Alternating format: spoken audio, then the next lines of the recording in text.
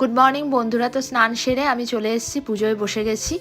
আগে ওই যে ঠাকুরের যে বাসনগুলো হয়, সবাই তোমরা তাই করো, ঠাকুরের বাসনগুলো আগে আমি মেজে নিই। আর পিতলের বাসন তো, তাই আমি পিতম্বরী দিয়ে মাজি যাতে চকচক করে। আর তাড়াতাড়ি করে ঠাকুর পরিষ্কার করে নিয়ে আমি এবার আলপনা দিয়ে দিলাম। আমি প্রতি বৃহস্পতিবারই আলপনা দিই, এটা আমার পছন্দ, আমার ভালো লাগে, আমার বিশ্বাস।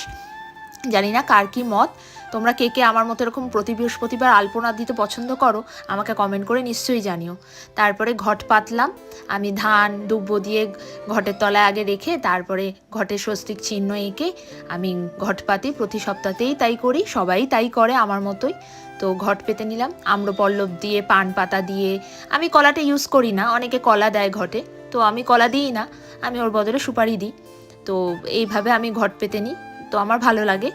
আর প্রতি বৃহস্পতিবার আমার এই পুজো করতে মনটা খুব শান্তি হয়ে যায়, সকালটা না খুব ভালো কাটে জানো তো। যখনই ভগবানের নাম করে সকালটা শুরু করবে না, দেখবে তোমার সকালের এনার্জিটাই একটা আলাদা হবে, খুব ভালো লাগে, পজিটিভ ভাইবস তৈরি হয় একটা, আমার তো খুব ভালো লাগে। তো যাই হোক, পুজোটা শুরু করলাম।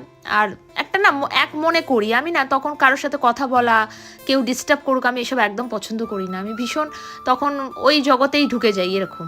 তো যাই হোক, পুজোটা করে নিলাম, তুলসী তলায় একটু ধূপ দেখিয়ে নিলাম, ধূপ জল দেখিয়ে নিলাম। এবার বসে পড়লাম পাঁচালি পড়তে।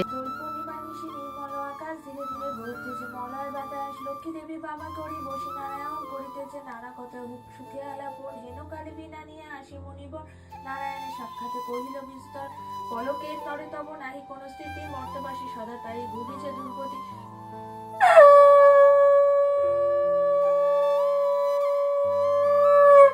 আমার পুজো অবশেষে সম্পন্ন হলো, শঙ্খধ্বনির মাধ্যমে আমার মায়ের পুজো সম্পন্ন হলো।